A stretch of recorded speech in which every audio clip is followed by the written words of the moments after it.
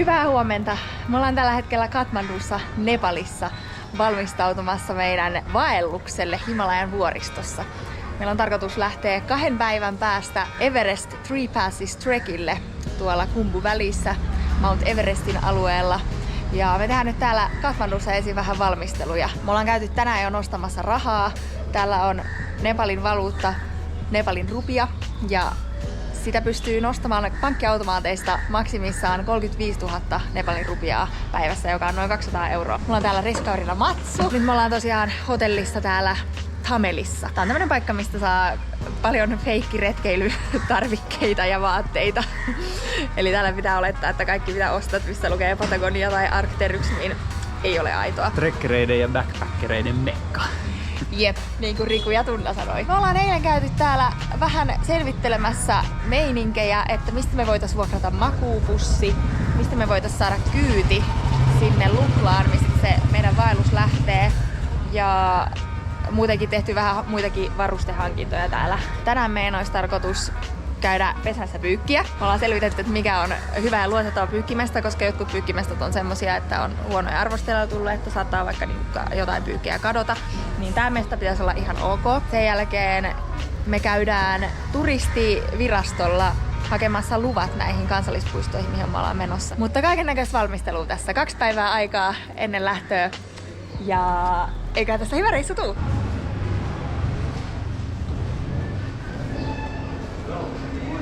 Nyt on pyykkipussista päästy eroon. Täällä, kun käveltiin sen kanssa täällä, niin täällä oli koko ajan joku halusi tarjota meille pyykkipalveluita täällä kadulla, niin se on ihan hyvä. Yksi rasite vähemmän. Täällä on aika paljon jengiä, jotka tulee tarjoamaan jonkunlaisia palveluita tässä kadulla ja aina ei ihan tiedä, että mitä ne niinku siis haluaa. Muun muassa eilen meille tuli joku tyyppi selittämään, että se on joku luostarista tullut tänne niin 9 päiväksi, täällä on joku festivaali ja sitten se on menossa tapaamaan sen vanhempia tämän jälkeen ja se selitti, että se haluaa oppia englantia, niin sen takia se haluaa hengata meidän kanssa. Ja sitten me oltiin silleen, että no joo, vähän epäilyttävää, mutta no joo, mennään nyt sen kanssa tässä hetki kävelee ja sitten me jossain kohti lähdettiin meneen ja oltiin vähän silleen täynnä, että kyllä vähän liian epäilyttäväksi. Ja tänään tuli eri tyyppi saman tarinan kanssa meille selittämään. Eli tää on nyt selkeästi täällä joku homma, että mä en tiedä mitä ne haluaa ja mihin ne haluaa meidät viedä, mutta luulen, että se johtuu siitä, että me ollaan vaan täällä turistisella Thamel-alueella. Me ollaan nyt siis varmistamassa kyytiä Kathmandusta ensin tänne Salleriin. Ja sitten sieltä vielä tänne Surkeen, joka on siis tuossa ihan Luklan vieressä. Tässä on tää kansallispuisto, mihin me mennään vaeltamaan.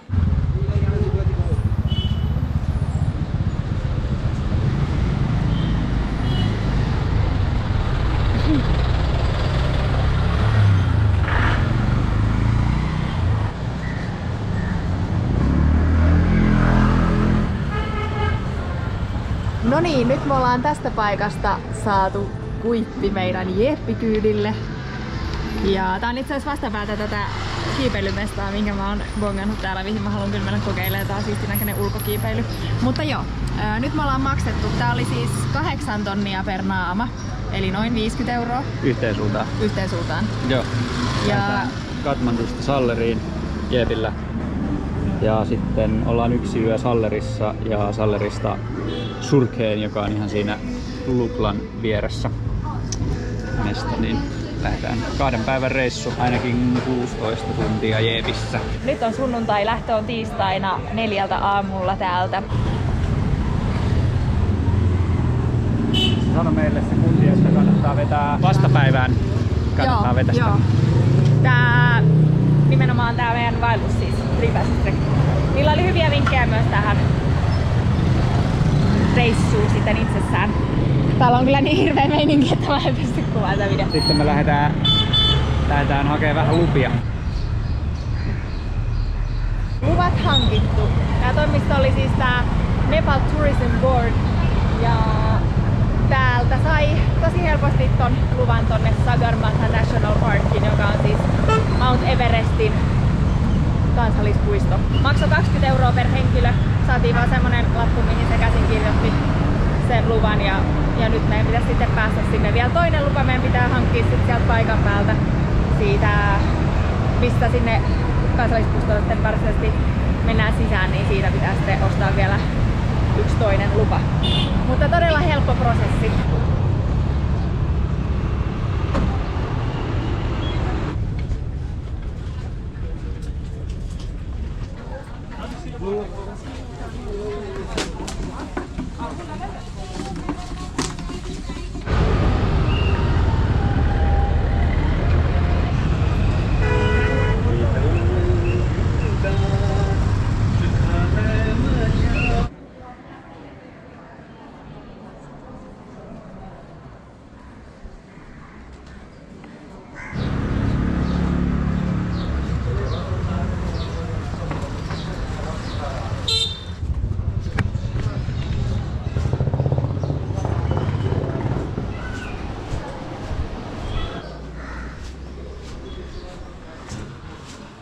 Tultiin syömään. Miltäs maistuu? Maistuu.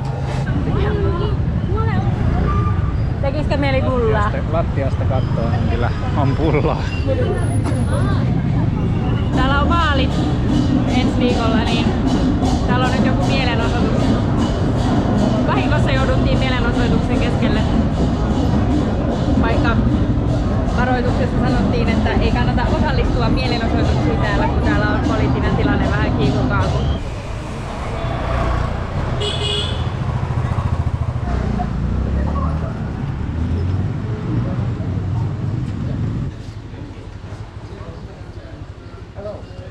Me tultiin nyt vuokraamaan makuupusseja tänne kauppaan, mikä meille löydettiin, ja mietitään nyt tässä, että minkäs paksunen makuupussi otetaan. Nämä lämpöluokitukset näissä makuupusseissa on vähän mitä sattuu. Että Paksua ja on ohuempaa. on paksua ja on ohuempaa. Mä veikkaan, että tämmönen riittää.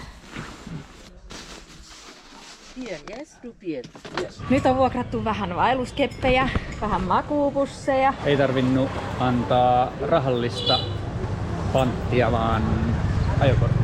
Jossain ne kysyi meiltä 10 tonnin verran rahaa pantiksi, mikä on vähän hankala sikäli, että meillä noitten nostorajojen takia noista automaateista niin ei ole ihan hirveästi liikaa nyt käteistä. Oli myös halvin. Oli halvin. Maksoi 100 rupiaa per päivä per henkilö toi makuupussi. Eli 60 senttiä. Yhteensä 2 makuupussia, 2 sauvat oli sitten 6 tonnia. Eli 3 tonnia per henkilö. Noin 20 € per henkilö tää koko reissu, ja me otettiin siis 86 päiväksi tyyliin nää. Eli hyvä, että ei raahattu makuupusseja Suomesta, koska ne on kuitenkin aika iso paketti siinä rinkassa sitten. Me ollaan nyt tultu tänne hotellille ottaa pieni välilepo, ja mä ajattelin näyttää, että mitä tarvikkeita retkeä varten mä oon hankkinut tai vuokrannut täältä Nepalista. Täällä on näitä paperihommia, eli me ollaan hommattu tää lupalappu sinne kansallispuistoon, eli tänne Sagarmatha National Park. Jeeppi-lippu sinne lähtöpisteeseen, eli Surkeen. Passikuvia sitä varten, että siellä päässä pitää vielä hankkia toinen lupa, johon todennäköisesti ehkä kai tarvii kuvia. Sen jää nähtäväksi, mä en ole ihan varma. Luultiin, että onkin tarvis, mutta ei tarvinnutkaan. Sitten me ollaan hankittu rahaa. Tässä on nepalilaista rahaa. Sitä pitää olla paljon. Joka päivälle 4000 rupiaa suurin piirtein. Tai niin paljon kuin niitä nyt käyttää, mutta me ollaan mietitty, että ehkä 4 tonnia per päivä. Mä oon hankkinut pari tällaista lääkettä, jota mä en nyt suosittele kenellekään, koska mä en tiedä mitä näissä on, mutta siltä varalta, jos tulee ihan hirveä matkapahoinvointi siinä jeeppikyydissä, se on siis vuoristoista kuoppaista tietä ensin joku 11 tuntia ja sitten joku 6 tuntia ilmeisesti, niin sitä varten on tällaisia matkapahoinvointilääkkeitä, mutta mä en ajatellut ottaa ennen kuin vasta sitten oikeasti tarvii, koska nämä on täältä jostain random apteekista. Niin. Ja sitten on vuoristotaudin ehkäisylääkkeitä, joita myöskään en ajatellut ottaa mitenkään ennaltaehkäisevästi, miten näitä suositellaan, vaan sillain, että sitten jos tulee vuoristotaudin oireita, niin sitten niitä voi helpottaa näillä, mutta sitten tietty pitää olla myöskin tarkkana, että se vuoristotauti ei iske, koska se voi olla vaarallinen. Tämä vaellus, mihin me ollaan menossa, menee noin 5500 metrin korkeuteen ja ylikin, niin siellä, ja kulkee suurimmaksi osaksi jossain 4000 metrin korkeudessa, niin siellä voi tulla, ja todennäköisesti tuleekin jotain vuoristotaudin oireita. Mutta sitten me ollaan vuokrattu makuupussi ja nämä vaellussauvat, koska näitä sauvoja niin en tiedä, olisiko lentokoneen käsimatkatavarassa voinut tuoda, ei välttämättä, ne olisi ehkä takavarikoitu niin. Ja tää makuupussi, minkä mä sain, oli tällainen -10 asteen makuupussi, mutta se ei oikeastaan kerro ihan hirveästi mitään, koska täällä kuulemma näitä asteita ja näitä komfortteja ei ole juurikaan testattu ja nää voi olla vähän mitä sattuu laatua, että vaikka siinä lukisi mikä merkki, niin se ei välttämättä ole sen merkin makuupussi, tai todennäköisesti ei ole. Ainakin tää vaikutti ihan paksulta ja lämpimältä, niin otin tämän. Ja sitten siellä niissä, missä me yövytään, niissä semmoisissa teehuoneissa, niin niissä on sitten mahdollista laittaa vielä peitto lisäksi päälle ja sitten voi laittaa vaikka vesipulloon lämmintä vettä, jos on vielä liian kylmä, niin mä veikkaan, että näillä pärjätään. Tässä on nyt näitä muutamia tarvikkeita, mitä mä oon ostanut. Ja nää on nyt todellakin feikit. Ei ole aidot North Facein Gatorit, mutta ajattelen, että nää on semmonen varuste, missä välttämättä sillä laadulla ei ihan niin paljon ole väliä. Nimittäin me ollaan lähdetty tänne nyt pelkillä polkujuoksukengillä, niin ajateltiin, että jos niillä jossain semmoisessa jäätikön ylityksessä tai sitten ne ne solat, mitä tässä meidän vaelluksella tulee, niin saattaa olla jonkun verran lunta. Niin sitten polkujuoksukengillä ehkä tämmöiset on hyvät. Niin ostettiin tällaiset. Maksoo 750 rupiaa eli 5 euroa. Myös näitä solien ylitystä sekä jäätiköiden ylitystä varten mä oon ostanut tämmöiset Microspikes mikropiikit, jotka laitetaan kenkien päälle. Eli tosta menee kenkä sisään ja näiden avulla sitten ei liukastu siellä jäällä. Tän reitin pitäisi olla semmonen, että semmosia varsinaisia jäärautoja ei tarvii. Ja nää maksoi 1000 rupiaa, eli joku 6 euroa. Nää on nyt ostettu semmosesta vähän kalliimmasta kaupasta, eli ei näistä, mitä täällä Tamelissa on pilvin pimein näitä feikkitavaraa myyviä kauppoja, vaan nää oli semmosesta Mountain Hardware-nimisestä kaupasta, missä myytiin selkeästikin ihan aitoa kamaa. No ei 100% varmuudella, mutta ainakin hinnoista huomasi, että nämä oli kalliimpia ja vaikutti ihan oikeilta tuotteilta. Niin mä ostin tällaiset vedenpitävät sukat. Näissä on siis täällä sisällä joku kerros, joka pitää vettä. Niin ihan sen takia, että taas kerran niin on ne polkujuoksukengät vaan nyt reissussa mukana, jotka ei pidä vettä, niin sit noissa lumisissa kohdissa ja jos sataa, niin tämmöiset vedenpitävät sukat ajattelin, että voisi olla ihan kätsyt. Sitten mä ostin vesipullon, koska mä unohdin, tai en löytänyt mun vesipulloa, kun mä lähdin Suomesta. Ja muutenkaan niin tossa mun ringassa on aika tiukat noi sivutaskut, niin ajattelin, että ostan mieluummin tällaisen aidon vesipullon kuin semmosen feikkinalgenen tuolta jostain kojusta, koska niissä voi olla mitä tahansa mikromuovia sitten, mikä irtoaa siihen veteen. Niin tää maksoi 15 euroa ja nämä sukat maksoi joku 24 euroa. Tässä on vielä hygieniatarvikkeita, ostin tämmösiä vauvan pyyhkeitä. Mä varmaan ehkä saatan ostaa näitä vielä vähän lisää. Tässä on niinku 12 kappaletta per paketti. Ja nämä on sen takia, että myös niinku Japanissa usein kun mä vaelsin, niin ei päässyt suihkuun, niin silloin mulla tuli tosi tarpeeseen tällaiset. Ja nimenomaan nämä, mitkä on tarkoitettu vauvoille, koska silloin niissä ei sitten ehkä ole mitään kauhean epäterveellisiä aineita. Näillä voi sitten kaikista kriittisimmät paikat pyyhkiä siellä, jos ja kun ei pääse suihkuun joka päivä eikä niinku välttämättä kovin usein. Näitä löytyy kaikenlaista kioskeista. Tuolla on kioskeja, mistä saa hygieniatarvikkeet, jotain aurinkorasvaa tämmöstä tosi halvalla, että nämä maksoi 100 rupiaa per pakkaus. Viimeinen asia, mitä me ollaan ostettu, on tämä kartta. Ja tässä näkyy nyt tää koko reitti, mitä me ollaan menossa. Eli me saavutaan autolla tänne Surkeen ja sieltä sitten kävellään. Tää on sama reitti, meni mitä tahansa reittiä täältä, niin Namche Bazarin kautta mennään. Ja sitten meillä on ajatuksena lähteä tästä kävelemään Everest Three Passes trekkiä vastapäivään, eli täältä näin. Tässä on 3 eri päässiä. Ensimmäinen on kaikista vaikein, tää Kongmalaa. Ja sitten on heti mahdollisuus tehdä pistäytyminen Everest Base Campiin, josta sitten noi Mount Everestin kiipeilijät lähtee sinne reissulleensa. Ja sitten täällä tulee Chola Pass.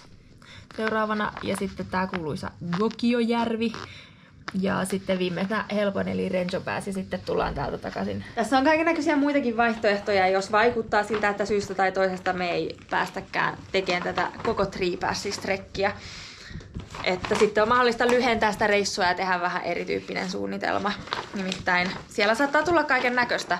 Esimerkiksi vuoristotauti tai jotain lievempiä oireita siihen liittyen, minkä takia sitten joutuu lepäämään. Tai voi tulla huono keli. Tai voi tulla muuten vaan kipeäksi. Täällä on ilmeisesti aika tavallista saada semmonen NS kumbu cough, eli niinku semmonen yskä, mikä tuolla ihmisten keskuudessa leviää, varsinkin niissä teehuoneissa. Ja siitä on vaikea päästä eroon tuolla ohuessa ilmanalassa, eli tuolla korkealla vuoristossa. Sellaista taudista on vaikea parantua. Niin kaiken näköistä matkan varrella voi tulla, jonka takia meillä on aika joustavat suunnitelmat, mutta toi on se, mitä me haluttaisiin tehdä, ja siinä menisi aikaa noin 21 päivää. Eli jos kaikki menee täysin putkeen suunnitelmien mukaan, niin me tehdään tää Tree Passes Trek.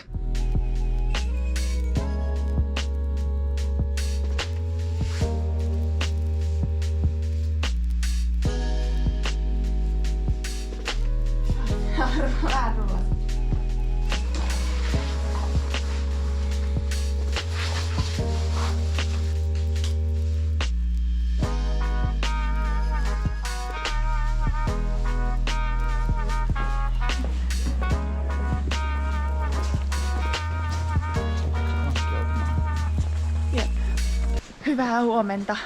Kello on nyt 3 aamulla lähtöpäivänä. Ja me ollaan lähdetty tuolta hotellista nyt kohti meidän jeeppikyytiä.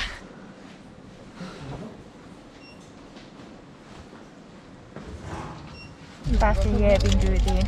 Täällä on tällä hetkellä 10 ihmistä ahtautuneena tähän yhteen autoon.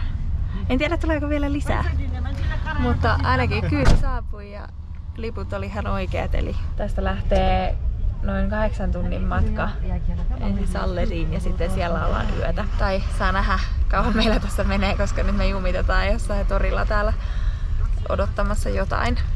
Ehkä jotain kyytiläistä. Mä en kyllä tiedä, miten tänne mahtuu enää ketään. Small. Okay.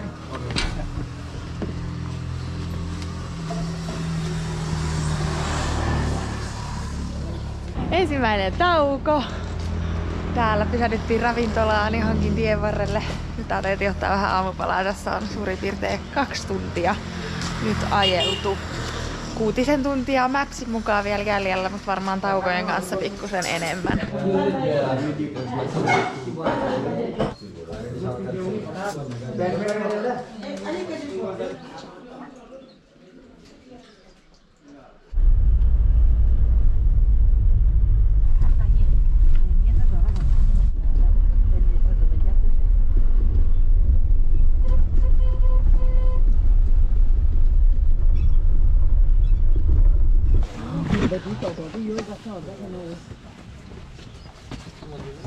Mites matka menee? Hyvin menee. Ehkä joku tunti vähän minusta unta. Nukuin tossa vähän. Hyvä. Taukoa jälleen. Täällä on siis 11 ihmistä tähän jeeppiin ahtautuneena. Tää on aika perus. Täällä on toinenkin jeeppi, jossa on sama meininki.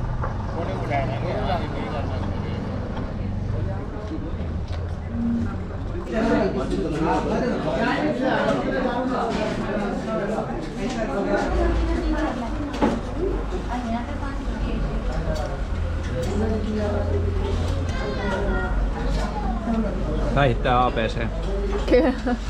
Lounastauko moottoritien varrella. Saisinko käsidesiä?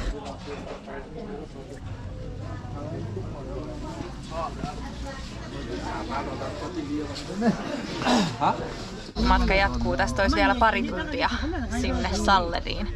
Eli me ollaan siellä ehkä joskus 12 aikaan päivällä. Eli yhteensä 8 tunnin matka suurin piirtein. Okei, ei olla ihan 12 aikaa. Ollaan varmaan 1 aikaa. 9 tunnin matka. Ja huomenna olisi sitten ehkä 6 tunnin matka. Mutta tää on mennyt siis yllättävän hyvin. Tää ei ole vielä ollut niinku ollenkaan paha. Tää on vähän kuopasta ollut, tai ehkä puolet. kuoppastitietä ja asfalttitietä. Mutta huomenna pitäisi olla sitten vähän jännittävämpi reissu tiedossa. Tässä ihan tosi hyvin pystyy nukkumaan tässä näin. Meitä on siis tässä penkillä 4. Tuohon tulee vielä 2 tyyppiä. Ja sitten tässä vaan tällainen tätä vastaan.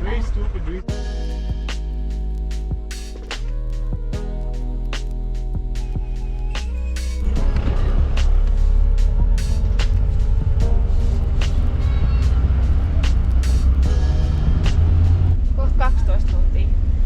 11 tuntia tähän mennessä. Vähän pidempi matka kuin luulin. Tää ihan pian ollaan perillä. No niin, Salleriin saavuttu. Täällä meidän Jeppi on toi.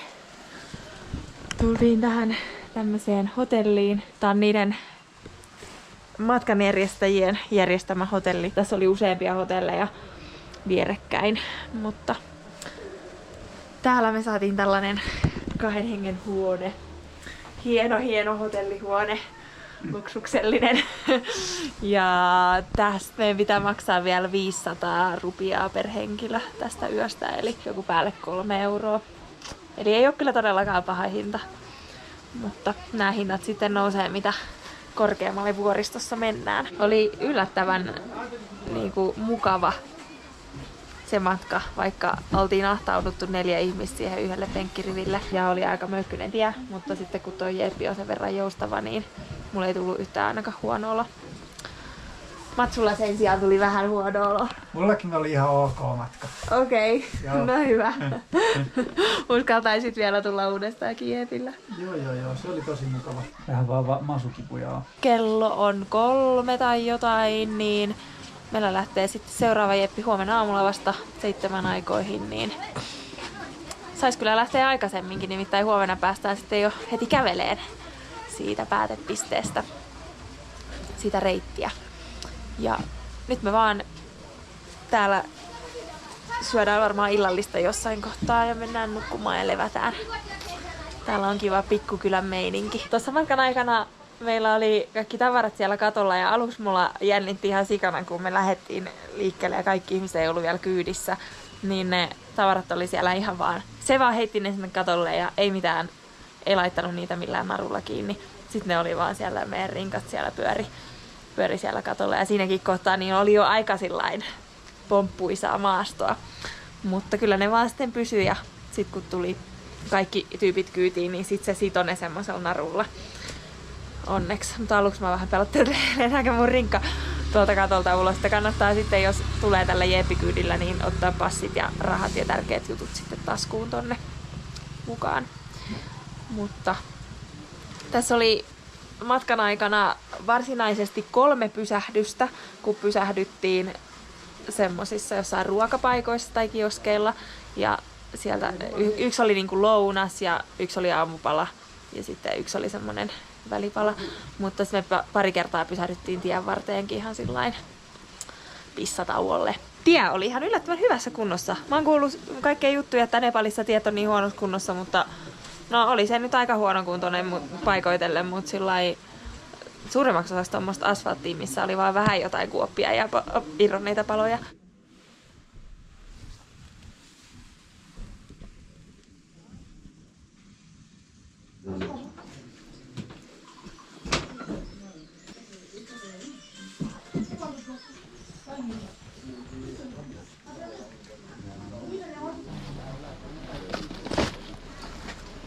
Hyvää huomenta. Me ollaan nyt herätty täältä Sallerista lähdössä Bolero-autolla kohti Surkea. Meitä on nyt tää meidän 4 hengen porukka, samat tyypit, jotka eilenkin matkusti ahtautumassa tuohon Bolero-autoon. Kamat on siinä kyydissä. Ja söin just tosta vähän aamupalaa, leipää ja kahvia. Täällä oli suht kallis toi ruoka jo nyt, vaikka me ei tavallaan edes olla vielä siinä reitillä, mutta ollaan kuitenkin täällä vuoristossa, niin asiat maksoi mun arvion mukaan ehkä tuplasti kuin mitä Kathmandussa. 3 tonnia maksoi tää meidän ruokailu plus yöpyminen ja se on noin 20 euroa, eli yhteensä meidän 2. Mä nukuin itse asiassa aika hyvin. Matsu ei nukkunut niinkään hyvin, sillä on vähän vatsavaivoja.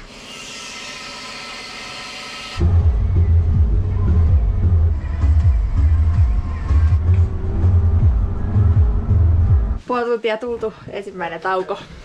Saas vähän kauan tässä reissussa kestää.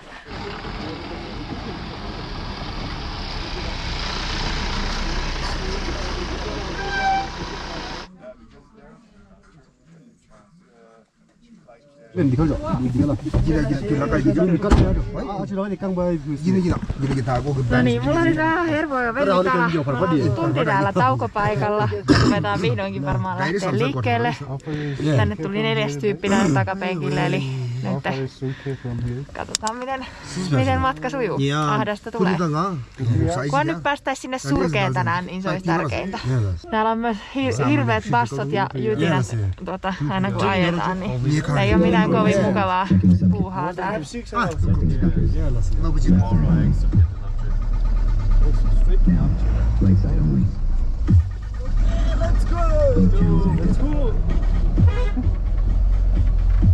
Da, bă, care se poate să tac și în sătar noi. Ia tu. Asta.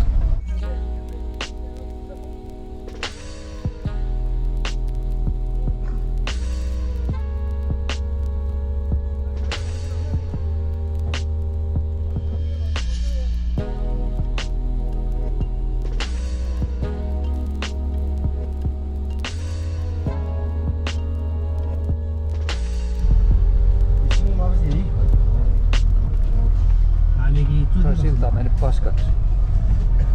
Ai onks tää vasta rakennettu? Ei, kun se on mennyt paskaksi.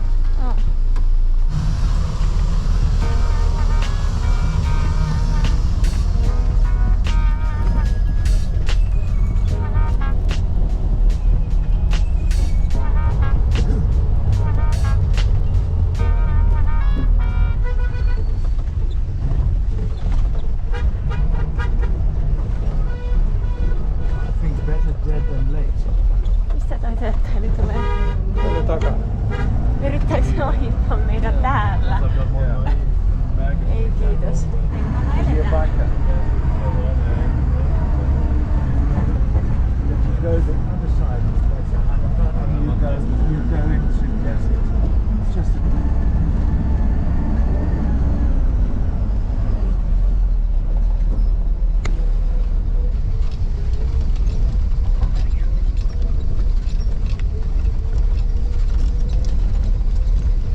Kidisti jännittävä kohta.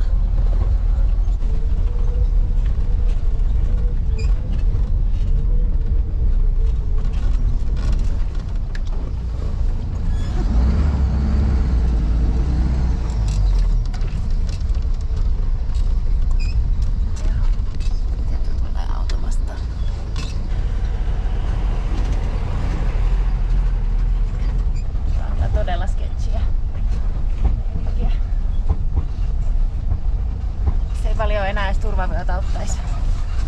Tässä herää kysymys, että olisiko parempi vaan kävellä.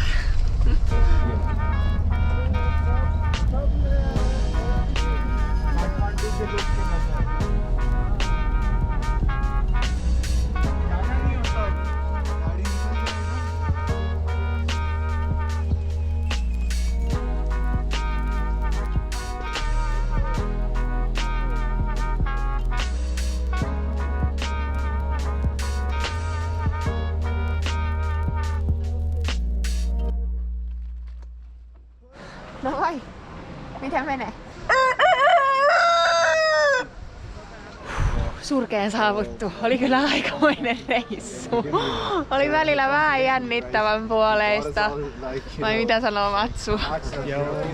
Jännittikö yhtään? No ei nyt sille. Oli hienot maisemat. No oli, mutta... Niin. Korkeat. Onko ne aamu? Oli korkeat pudotukset, mutta meidän kuski ajaa tuota reittiä joka päivä ees taas 7 päivää viikossa. Silloin 2 lomapäivää kerran 2-3 kuukauden välein. Jep. Siinä oli luotto. Siinä oli luotto, 23-vuotias jätkä. Kyllä mä luotan siihen, tai luotin, että se hoitaa homman noin kuitenkin. Täällä on tottunut ajaa näitä teitä, mutta kyllä tää vähän kuumotti sikälikin, että siis tää reitti, tää Sallerista Surkeen ei todellakaan ollut niinku kaikkien tiedossa edes tuolla Katmandussa. Ne oli ihan silleen, että voiko sinne edes ajaa tai ilmeisesti tää on välillä tää tie ei oo niin kuin kondiksessa. Kyllä se vähän jännitti, mutta nyt me ollaan täällä. Saa nähdä, että mennäänkö takaisin autolla vai lennetäänkö. Sen näkee sitten reissu päätteeksi. Mutta nyt me yritetään löytää täältä Surkesta joku majapaikka. Varmaankin toi tuolla mäen päällä.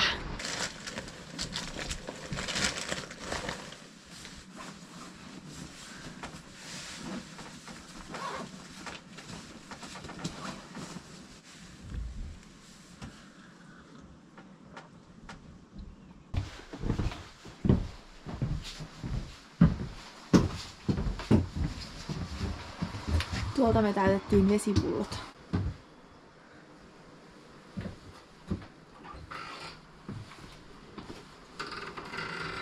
Hyvää huomenta. Mulla on nyt herätty täältä mökistä.